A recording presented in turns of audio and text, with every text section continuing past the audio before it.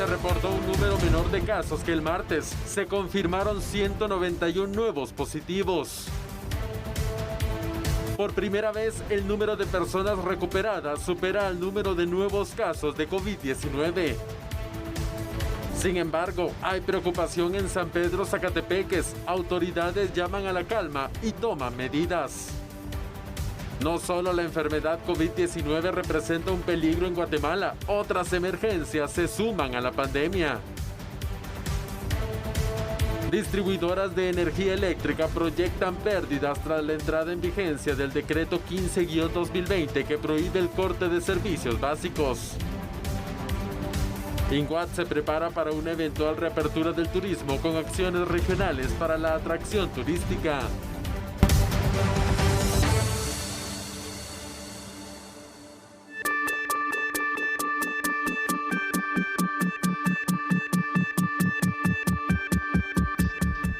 Buenas noches y bienvenidos en esta noche de miércoles 27 de mayo, aquí a TN23 y a quienes nos escuchan por Radio Cadena Sonora, a este su programa de análisis a la medida. Sandy Monroy, ¿cómo estás? ¿Lista para los análisis? Así es, Julio, muy buenas noches. Es un gusto compartir como siempre contigo en este espacio de información y de análisis. Correcto. Vamos a estar analizando diversos temas, Julio, pero sin duda también nos tenemos que centrar en una situación que obviamente está afectando y va a afectar posiblemente a varias personas, las lluvias. Me parece muy bien. ¿Podrías hacer el favor de perfilar este primer tema, Sandy, por favor? Por supuesto, Julio.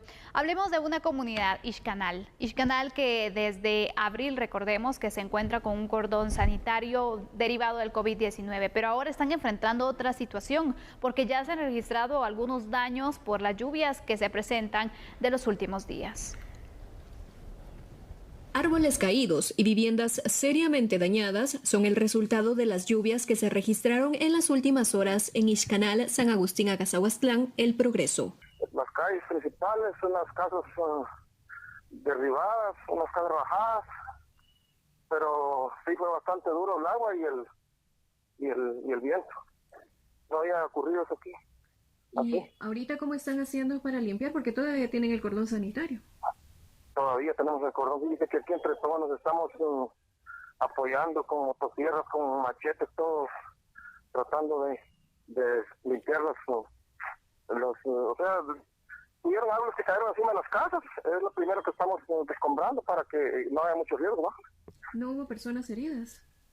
No, gracias a Dios no. Sus viviendas, ¿no? Sí, hicimos un recuento aquí con algunos vecinos, salimos a visitar la aldea y aproximadamente son como 100 láminas. ¿Cuántas viviendas se vieron afectadas, bueno? Viviendas sí, fueron como 8 viviendas directamente, ¿va? O sea que sí les arruinó bastante el aire. Ahora, daño leve, la mayoría de viviendas la tuvieron, ¿va? Los pobladores pidieron apoyo para reconstruir sus viviendas y también alimentos. Nos dejó esta casa, nos dejó sin láminas, nos dejó sin techo. Necesitamos una ayuda para la comunidad de Ixcanal porque estamos en cordón sanitario y no podemos ni salir a comprar. Necesitamos ayuda tanto de comestible como de ayuda material. Tengo mi casa bien gretada, si ustedes lo ven, ya ven. Entrar por este lado.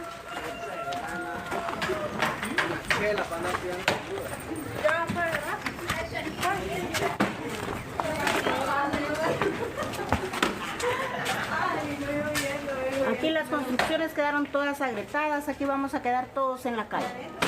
Por dentro las tenemos amarradas para que el viento no se las lleve. Miren aquí todo. Miren, sí hay desastre aquí.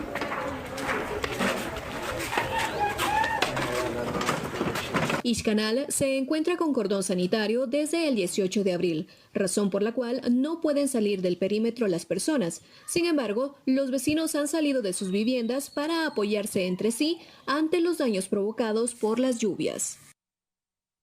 Ahí lo tiene usted, y es que efectivamente estamos entrando en una época donde otras emergencias también se van a sumar a todo aquello que pasa y que acontece en Guatemala por el COVID-19. Vamos a ver unos datos y los vamos a escuchar a través también de Radio Sonora. El dengue, el chikungunya, Sandy, y también el Zika afectan a más de 4.000 millones de personas en todo el mundo, y por supuesto Guatemala es parte de esta situación.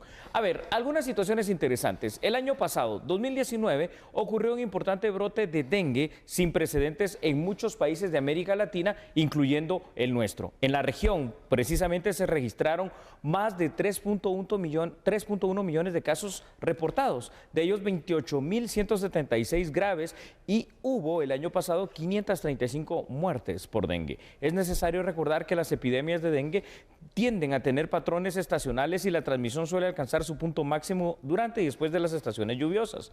Guatemala está enfrentando ahora el inicio de la época lluviosa, por lo que es un momento de alto riesgo. En este momento solo me estoy refiriendo a lo que es esta enfermedad del dengue, así como puede ser el chikungunya y el Zika, porque no son, lamentablemente, fuera del COVID-19 por el que estamos atravesando, las únicas situaciones de emergencias naturales que pueden afectarnos en este instante, Sandy. Efectivamente, Julio, sabemos que estamos recién empezando esta época de lluvias y que obviamente cualquier emergencia se puede dar, desde el tema sanitario, como también los derrumbes, los deslizamientos que también se podrían estar registrando, y que obviamente las viviendas que están en condiciones más vulnerables, más débiles, también se podrían ver afectadas en gran parte, Julio. Es una temporada también de alerta en la que nos enfrentamos, aparte de lo que se está viviendo con el COVID-19. Sí, y aquí es interesante porque entonces vemos en esta comunidad de Ixcanal cómo ya tienen ese cordón sanitario precisamente de lo que tú dices, del COVID-19, el coronavirus comúnmente dicho.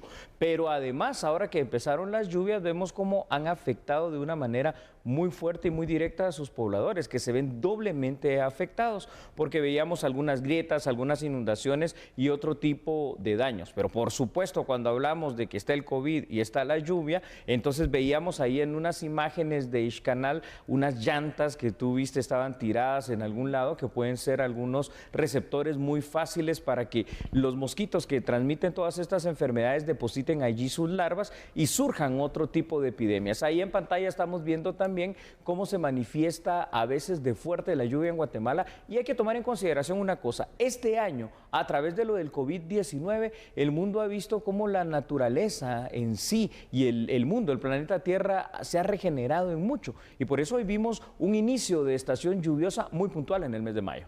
Efectivamente, Julio, hemos tenido estas complicaciones y recordemos que para estos días también se ha monitoreado incluso un sistema de baja presión, que esto podría venir a incrementar más las lluvias y que también tienen tendencia para poderse fortalecer y complicar aún más la situación. Entonces, tenemos que estar atentos. Y obviamente, ya que tocabas el punto de las llantas, que también es uno de los focos en los cuales se pueden reproducir aún más estos zancudos portadores de diversas enfermedades, especialmente el dengue. También es necesario prestarle atención a este tema. El agua que a veces se recibe de la lluvia, que se guarda en toneles, también sabemos que a veces puede ser otro lugar donde se puede ir propagando esta situación, y diversos lugares que tienen ese almacenamiento, Julio. Esto es muy importante lo que dices. Es un momento para ponernos a pensar en todo eso que puede acumular agua que no vamos a utilizar en ningún caso, como en el tema de las llantas, pero que sí puede ser un foco de contaminación, o agua que efectivamente vamos a utilizar para limpiar, para lavarnos, para bañarnos, para cualquier situación, en toneles, en pilas o en algunos otros recipientes, donde si no se tiene el cuidado debido y preciso, es muy fácil que estos zancudos depositen allí sus larvas. Pero lamentablemente, Sandy, tampoco esas son, digamos, todas las emergencias que pueden presentarse en el inicio de esta época lluviosa. Hay que ir sumando otras. Así es, y se lo decimos no con el afán de asustarlos, sino que lo tome en cuenta y que tome también las medidas necesarias a tiempo. Correcto. Así que para ver también otro tipo de riesgos a los cuales nos enfrentamos junto al COVID-19 en este momento, en pantalla usted lo va a visualizar y escúchelo por favor si nos está sintonizando por Radio Cadena Sonora. Además de la época de lluvias, pues también hay que recordar que trae consigo otro tipo de enfermedades. Por ejemplo, la multiplicación de casos de parásitos, sobre todo a nivel infantil, una situación que también hay que controlar. La lluvia en sí se ve acompañada muchas veces de inundaciones, es lo que veíamos acá en Ixcanal, de deslaves que se vienen a sumar a la época que inicia oficialmente en el mes de mayo a noviembre regularmente. Las enfermedades recurrentes, más los posibles eventos naturales o los desastres propios de la época lluviosa en este país nuestro que está entre dos trópicos, el de Cáncer y el de Capricornio, sumado al COVID-19, pueden llegar a poner en jaque a nuestro sistema de salud, pero también a nuestro nuestro sistema de seguridad en emergencias, como por ejemplo el tema de Conred. La pandemia, evidentemente, Sandy, sigue causando un fuerte impacto, pero es necesario tomar en cuenta todo este otro tipo de emergencias sanitarias que también son importantes. Definitivamente, Julio, mira, cuando tocamos este tema de las emergencias por las lluvias, por ejemplo, siempre hemos visto la situación del fondo de emergencia. Correcto. Que siempre se ha recomendado, pero no sé por qué motivos al final no se incluye dentro de un presupuesto, no se tiene ese fondo de emergencia, y que lo vemos únicamente para el tema de las lluvias, los temas de desastres naturales, pero nunca quizás para un tema de salud como el que estamos enfrentando en este momento. ¿Quién se lo iba a imaginar? Pero las lluvias es una constante, Julio. Esto ya lo sabemos que pasa generalmente año con año. Entonces, me trae a colación dos cosas lo que estás mencionando. Número uno, los 4 pilares de la seguridad. Sabemos que el primero es la seguridad interna, es decir, nuestra seguridad pública, la seguridad externa, el tema de las amenazas que ya hemos hablado de ellas, como el narcotráfico, la trata de personas, no es ese el tema tampoco. Voy a omitir el tercero, el cuarto pilar se refiere a los temas de inteligencia de Estado, el adelantarse a los hechos criminales, pero el pilar que había omitido es la reducción de riesgos y desastres, que tiene que estar presente siempre en Guatemala porque hay desastres naturales, desastres antropogénicos y este tipo de amenazas que viene dado por la época de lluvias. Por eso, ese fondo de emergencias que debería de existir siempre ya como una situación contemplada dentro de los presupuestos de ingresos y egresos de los estados, será una materia pendiente, quizá para esta 9ª legislatura. Definitivamente, así que debemos concluir el primer tema, pero después de la pausa estaremos dándole a conocer la actualización de los casos del COVID-19 y por supuesto también el análisis por regiones. Así es, así que entonces no cambie, regresamos con esa radiografía del COVID-19 en Guatemala. Recuerde que nosotros somos a la medida.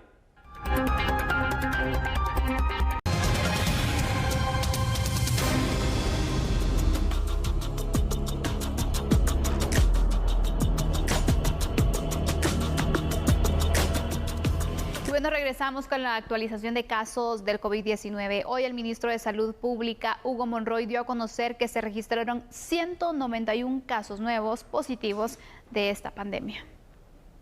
El día de hoy cerramos con las siguientes cifras: 191 casos positivos, siendo estos 80 femeninos y 111 masculinos. Lamentamos el fallecimiento de 3 personas de sexo masculino de 72, 51 y 65 años, al igual que 2 de sexo femenino de 37 y 56 años. Pero quiero darles la buena noticia que hoy contamos con 204 pacientes recuperados. Hemos realizado el día de hoy un total de 1.127 pruebas. Tenemos 3.582 casos activos, pero por primera vez desde que inició la emergencia presentamos un número más bajo que el día anterior. Tenemos también 493 pacientes recuperados, pero seguimos lamentando el fallecimiento de 68 personas y 2 fallecidos por causas ajenas al COVID-19. Esto nos da un total de 4.145 casos en el país. Es importante recordarle a la población guatemalteca que estamos iniciando una época intensa de lluvias, la cual trae también varias enfermedades que pueden ser confundidas con COVID-19. Estas pueden presentar diarrea, fiebre, dolor de cuerpo, tos y estornudos. Por lo que pedimos siempre abocarse a las áreas de salud en todo el país para su evaluación médica y a las personas en general, no anticiparse a juzgar si no está 100% confirmado por el Ministerio de Salud un diagnóstico del paciente. Agradecemos a toda la población que ha respetado las disposiciones del señor presidente y recordemos siempre continuar con las medidas preventivas, como el uso de mascarillas, el lavado de manos y el distanciamiento social. Pero hoy también en cadena nacional el presidente de la República abordó diversos temas. Además, descartó que sea positivo del COVID-19, como se estaba especulando en redes sociales. Quiero principiar en el Ministerio de Desarrollo en donde el bono familia ha logrado alcanzar ya a 715.574 hogares que ya están inscritos y están recibiendo todos los días los desembolsos por los 1.000 quetzales correspondientes a la factura eléctrica del mes de mayo. En el Fondo del Comercio Popular se han autorizado y están también pendientes de desembolso un monto que ya alcanzará los 119.104.000 quetzales. En el Ministerio de Economía se ha pagado el bono de cesantía a 23.829 trabajadores que alcanzan más de 33 millones de quetzales para trabajadores de las micros, pequeñas, medianas y grandes empresas que dejaron a sus empleados cesantes a causa del paro, pero que los están inscribiendo. Y hago la invitación a todas las empresas a que por favor los inscriban como una manera de apoyar a los trabajadores. En el Ministerio de Educación se han gastado ya alrededor de 500 millones de quetzales en alimentos para niños. Mientras los niños no están recibiendo la clase, se han reembolsado 966 escuelas al día de hoy en 22 departamentos y al final, durante todo este año, lograremos invertir 405 millones para poder generar con trabajo local el remozamiento de las escuelas de manera que haya gente ocupada, que tenga mano de obra y que pueda apoyarnos a mejorar las escuelas.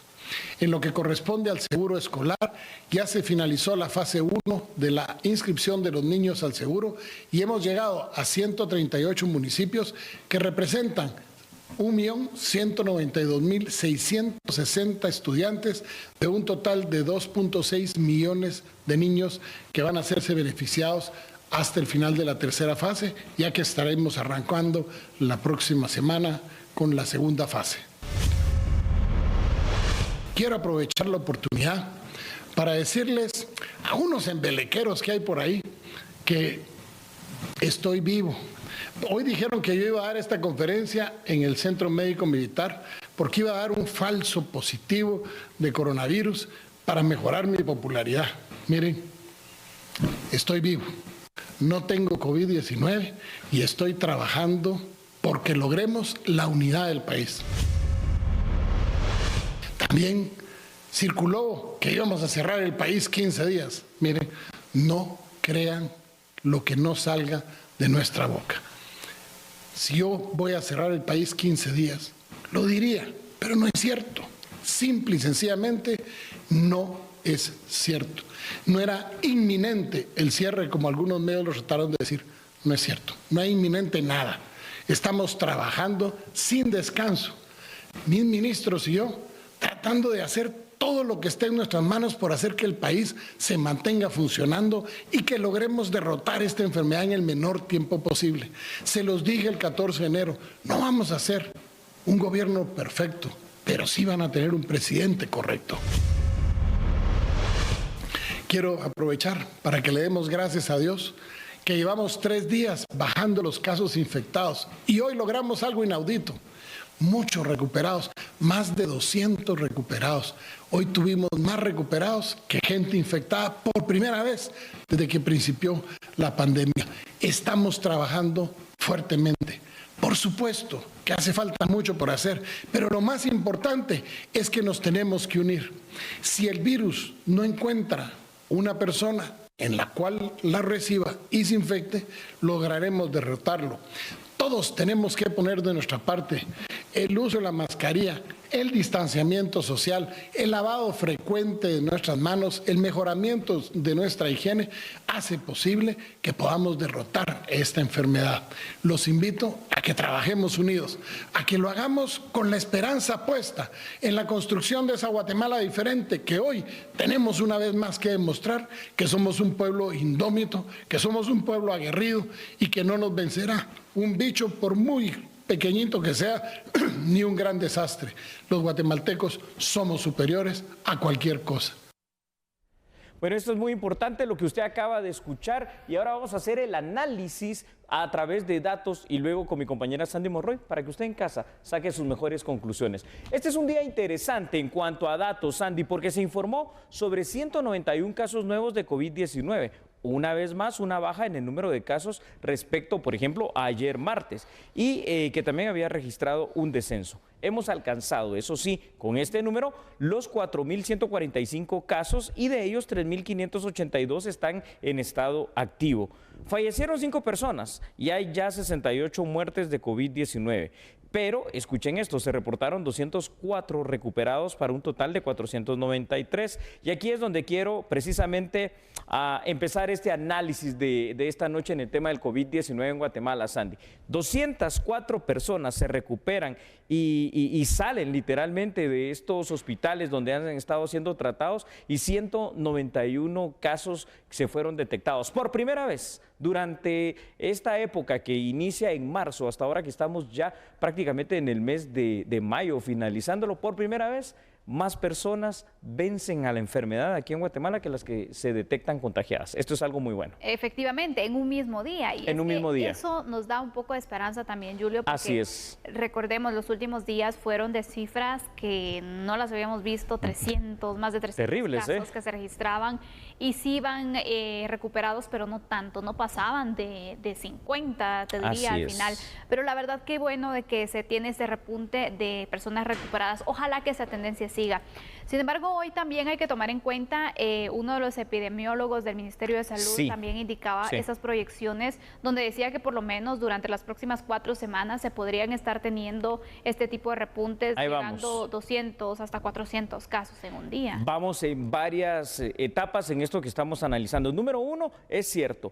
Sábado, domingo y lunes fueron días fatídicos, 3 días seguidos de más de 300 personas detectadas con esta situación del COVID-19. Sin embargo, ahora llevamos 2 días, martes y hoy miércoles precisamente, donde ha estado descendiendo el número de personas contagiadas a pesar de las pruebas que se están haciendo. Hoy se suma lo que estábamos diciendo, más personas salieron de los hospitales recuperadas que las que se detectaron infectadas, pero aunque eso es bueno, porque definitivamente que lo es y primera vez que pasa durante esta emergencia acá en Guatemala, el tema es que vienen todavía semanas que son críticas. Lo que no hay que hacer es confiarse. Lo que no hay que hacer es decir, bueno, está ya más tranquila la situación. ¿Por qué? Porque entonces podemos volver a caer en un repunte. Creo que por el momento la situación está empezando a dar un giro positivo en el tema del COVID-19 en nuestro país. Totalmente, Julio. Y sabemos, nuevamente lo repetimos, a lo mejor usted se va a aburrir de que le digamos que las medidas de prevención pueden ayudar, pero es que es necesario recalcarlo las veces que sean necesarias. ¿Y por qué? Porque seguimos viendo en la calle personas que no utilizan bien la mascarilla, que también incluso, fíjate, hay quienes se ofenden por el tema del distanciamiento. Estás tú haciendo una cola respetando el distanciamiento, hay quienes se quieren colar, perdón la expresión, pero... Sí. Y entonces no les importa, y dicen, no, pero si yo no estoy enfermo, no tengo el COVID-19, entonces ¿por qué lo voy a hacer? Es prevención, no es que usted esté de positivo, no, o que tengamos como que, no, es parte de las medidas de prevención y por lo tanto se tiene que tomar esas distancias, especialmente en lugares donde se tienen que hacer estas filas. Me parece muy oportuno lo que estás comentando y sí, son las medidas y voy a hablar un poquito de lo que dices. La mascarilla, pero mascarilla como tal, nariz y boca, ¿verdad? No para que le sirva de hamaca a nuestra mandíbula. Luego, el tema del lavado constante de manos, la desinfección también con alcohol en gel, con lo que sea, el despojarse de su ropa al llegar a casa cuando estuvo fuera, los zapatos también una situación importante, el distanciamiento social, pero, aunque esto es muy importante, ¿verdad? Pero, sin paranoias. Tampoco crea que si alguien se le va a acercar, automáticamente esa persona va a tener coronavirus y usted se va a morir y saber qué es lo que le va a pasar. Sí tenga cuidado, pero sin entrar también en ese pánico extremo y exagerado, que es otro extremo que muchas personas están experimentando. Efectivamente, también es otra situación que se está dando. Y ya que estamos hablando de extremos, Julio, yo sí quiero hacer un llamado muy especial a todas las personas a tener consideración con quienes sí son portadoras del COVID-19, quienes han dado positivo, porque hemos visto y de diversas familiares incluso han indicado que han sido discriminados, estigmatizados por el hecho de que uno de sus integrantes de la familia está pasando por esta situación, entonces ya estigmatizan a toda la familia sin que siquiera ellos sean positivos del COVID-19. Y no es justo, Julio, porque es una situación difícil enfrentarse a esta enfermedad. Definitivamente, Sandy, no es justo para la familia, que también es una víctima colateral de una enfermedad, que es una pandemia, pero no es justo inclusive para la persona infectada, porque se le hunde todavía más en esa situación, totalmente. Se deprime, se le está culpabilizando, estigmatizando, como tú dices, y no se trata de eso. Tenemos que saber convivir con madurez con esta situación, cuidarnos y seguir y acatar las normas. ¿Te parece si vamos con los clásicos datos por región? Usted los espera, yo sé, le gustan así, ¿verdad? Vamos a la región central. La número 1, el departamento de Guatemala es el que más casos tiene, junto con Chimaltenango y Zacatepeques, pero escúchelo usted, se lo desglosamos un poquito más. Guatemala tiene específicamente 2.872 casos, todo nuestro departamento. El departamento de Chimaltenango, 153, y el de Zacatepeques tiene 89. Ahora bien, si nos pasamos a la región número 2, hoy es de una manera distinta, como pueden ver ustedes. Quetzaltenango reporta 74 casos, Totonicapán 28, Huehuetenango 54 y San Marcos 192. Ojo ahí en San Marcos. La región número 3, Sandy, Izabal, 34 casos positivos, Zacapa 33, Chiquimula 18, Jalapa 20 y El Progreso 106. Pasemos a la región número 4, Jutiapa registra 48 casos, Santa Rosa 57, Escuintla 87, Suchitepeques 35 y Retaluleu 30. Finalmente, la región número 5, Alta Verapaz 24 casos, Baja Verapaz 85, Petén 17, Quiché 31 y Sololá con 58 casos. Como usted puede ver el día de hoy, ahí está, por regiones, pero por cada uno de los departamentos para que sepa cómo estamos en los 22 departamentos de esta nuestra República de Guatemala. Y hay que marcar también los lugares donde obviamente ya se han registrado personas recuperadas. Llamaba la atención ayer uno de los casos, una niña de 3 años también que se recuperó y la recibieron de una manera que es digna de admirar, Julio, con carteles, dándoles ánimo a la familia también. Ese es el tipo de actitud que debemos tomar, de apoyo.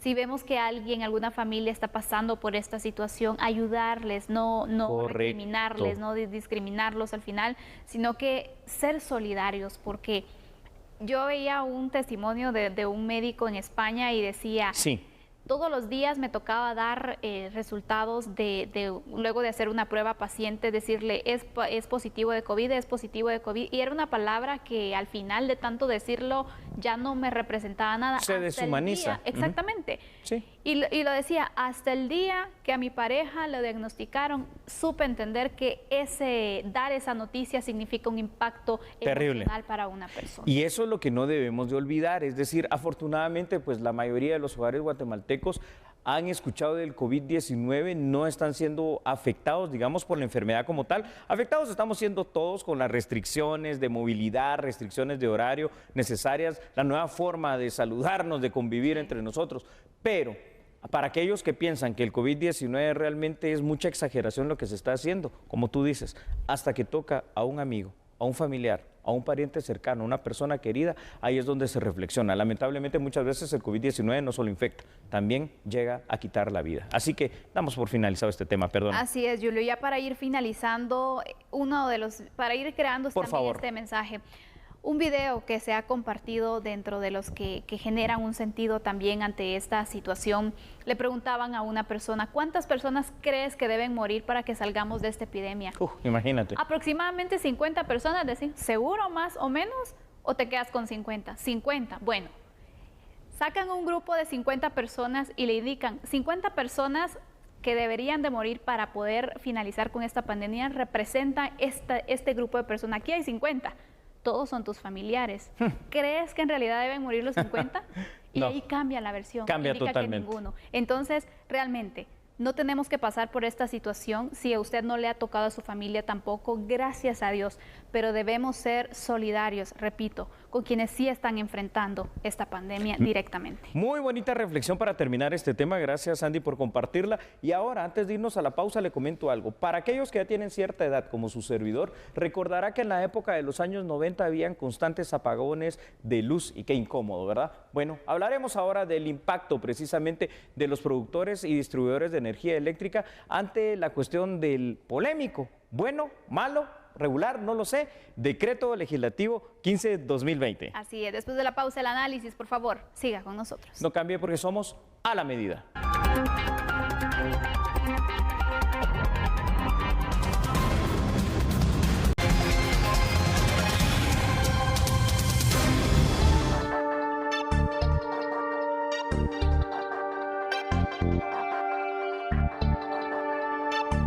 Continuamos entonces con el análisis de la noticia. Incumplimiento a pago de proveedores, además de la incertidumbre de continuar brindando el servicio. Estos son algunos de los retos que enfrenta el sector eléctrico en nuestro país, esto derivado de la aprobación del decreto 15-2020. Aunque no se está en contra de apoyar a las familias afectadas por la crisis de COVID-19, los vacíos de la ley generan un impacto para distribuidoras que estiman en 3 meses un total de 1.500 millones de quetzales en el nivel de pérdidas. Si se aplicara el decreto 15-2020, como está, y el 30% paga, el 57% de la factura mensual no se cobraría. Mientras que, si eso se le ponga un cap al consumo y que el beneficio aplique solo a quienes consumen menos de 300 kWh, se reduce al 18% de gente que no cobraría. Que esos los números que les dije, 523 millones en el escenario del decreto 15-20 y 661 millones en el escenario de un cap de 300 kWh. Evidentemente, esta es la parte más compleja, que como estimarán, 3 meses de 500 millones son 1.500 millones, más o menos la factura de los distribuidores en el Guate, 66% de esto generaría que habría 1.000 millones menos de liquidez en los generadores para hacer frente a sus pagos, ya sea de financiamiento o, como les decía, de carbono combustible. Ante ello, las 2 distribuidoras más grandes han notificado a sus proveedores que no se cuenta con capacidad de pago. También a lo mejor el Estado debería dar las facilidades o el acompañamiento financiero, que de nuevo no es un regalo, no es absolutamente ninguna concesión, más bien que simplemente el proceso y el sistema cuente con la liquidez. Eso es poner tal vez un fondo para apoyo a las distribuidoras, un fondo que se va a repagar cuando el usuario final empiece a pagar las cosas que ahorita no puede hacer. Por aparte, el impacto para las municipalidades rondaría los 70 millones de quetzales por concepto de tasa de alumbrado público. A ver, vamos a hacer el análisis de este importante tema y usted va a ver estos datos en pantalla porque, como recordará, el decreto legislativo 15-2020 prohíbe que las empresas consideradas de servicios básicos puedan dejar de proveer el mismo a los usuarios. Ahora, usted se pregunta, ¿y qué son los servicios básicos? Bueno, en este decreto se menciona que algunos de estos servicios básicos son la energía eléctrica, el agua, los servicios de telefonía celular y también de internet. Con relación a lo relativo específicamente a la energía eléctrica, Sandy, tanto la EXA como Energuate aseguran que podrían tener problemas para su funcionamiento por el probable impago, a menos de que tengan un bono que permita resarcir esta situación por parte del gobierno. Argumentan que la posibilidad de no cobrar a la inmediatez a deudores morosos afecta no solo la generación, sino que probablemente el mantenimiento y la distribución del servicio eléctrico. Y de una vez voy a pedirte, Sandy, a ti y a nuestra producción que veamos otros datos y después hacemos el análisis para tener un panorama más completo. Me parece muy bien, Julio. Hay que tomar en cuenta que, tal y como quedó consignado en el decreto legislativo 15-2020, los usuarios que tengan dificultad para pagar la energía eléctrica pueden hacer un convenio entre 2 y 12 meses para poder pagarlo. En caso de que las empresas productoras y distribuidoras de energía eléctrica presenten las dificultades relacionales, también se podría llegar a tener cortes en el servicio eléctrico. Esto significaría no solo una simple incomodidad, sino podría también traducirse en millonarias pérdidas tanto en hogares guatemaltecos como también en la industria nacional. Un punto muy importante. Muy importante, Sandy. Partamos de una base, ¿verdad? Y digamos que el decreto 15-2020 parte de una situación positiva, que es apoyar a los guatemaltecos para que en esta situación, que hay una crisis de COVID-19, que hay una crisis económica, una crisis de empleo, a veces de desempleo o de contratos que han sido suspendidos, se pueda tener la certeza de que no se les va a cortar un servicio tan esencial como el de la luz, comúnmente llamado. Hasta allí esto es bueno. Ahora, la otra parte, la otra cara de la moneda, es lo que están ahora exponiendo los productores, los distribuidores de la energía eléctrica. Es decir, el hecho de que podrían no solo llegar a tener pérdidas millonarias, lo cual pues obviamente representa una situación terrible, porque para aquellas personas que no lo saben, el principal socio comercial de la empresa eléctrica de Guatemala es el propio Estado de Guatemala, es decir, el dinero que cada uno de nosotros produce con los impuestos. Entonces, la pérdida sería en muchas situaciones. Pero lo más dramático, lo que prácticamente están tratando de anunciar, a menos que haya una forma de apoyo del gobierno central a través de un bono, como ellos le denominaron. El hecho de que puedan empezar a racionar, a cortar o a tener falta de suministro de energía eléctrica en algunas regiones o para todos los guatemaltecos en general, eso genera pérdidas. ¿Qué pérdidas dirás tú? Si le quitan la luz 2, 3 horas, 5 horas en su casa, va a perder aunque sea algún alimento que tenga en el refrigerador. No digamos las industrias, Ahí Julio, está. que obviamente Millones. sin energía no pueden estar operando, y sabemos también las pérdidas que se podrían generar. Es decir, vemos pérdidas aquí por todos lados, desde los generadores, los productores, hasta las industrias y por supuesto los hogares guatemaltecos que se verían afectados.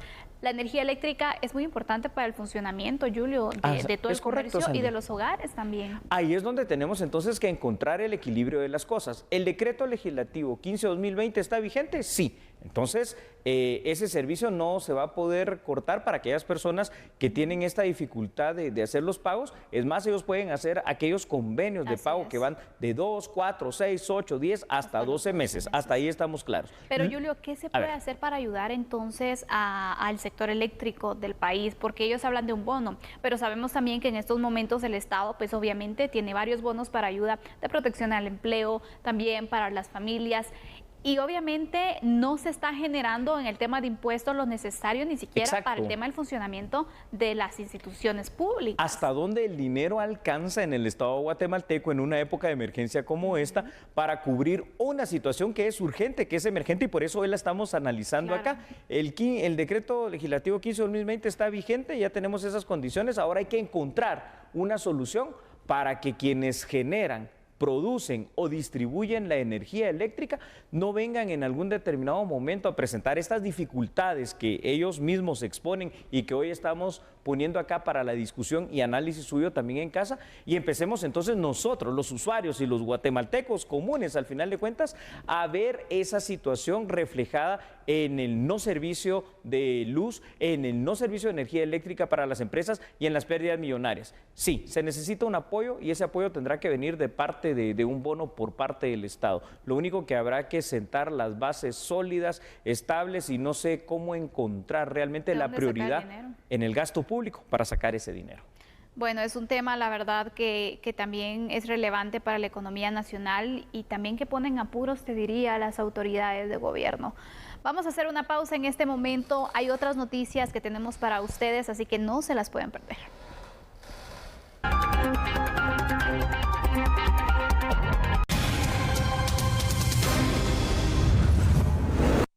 Seguimos acá en A la Medida para usted, informando lo siguiente. El Instituto Guatemalteco de Turismo, INGUAT, está ya coordinando alguna serie de acciones y de medidas pertinentes al momento de que se haga la reapertura turística por departamentos específicos acá en nuestro país. Por favor, vea esta información.